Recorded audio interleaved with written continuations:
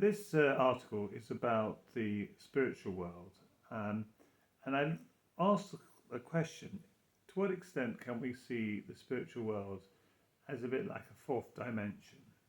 I'm not saying it is, but I'm saying to what extent can we ask?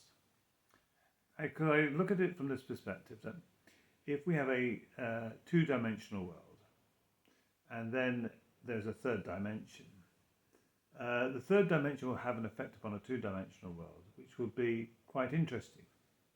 So for a two-dimensional world, when the third dimension interferes with it, it will have profound effects, but from the two-dimensional world's perspective, they will seem to come from nowhere.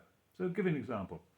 If you let's say, a painting, and that is your world, two-dimensional, the artist who's three-dimensional can come in and basically create new realities in your second dimension, two-dimensional world, which will look to you inexplicable.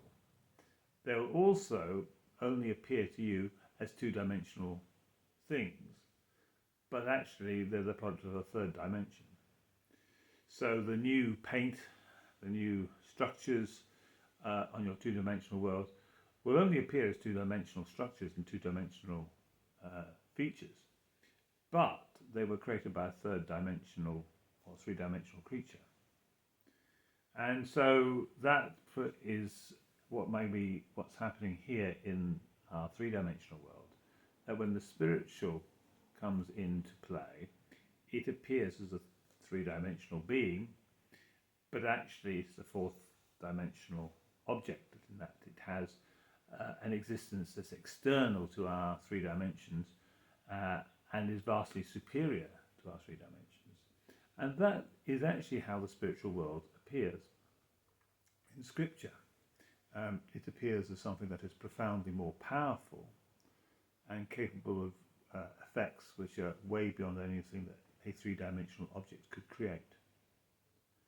And so I look at various scriptures where I see the effects of spiritual beings on the world, and just note how profound those effects are.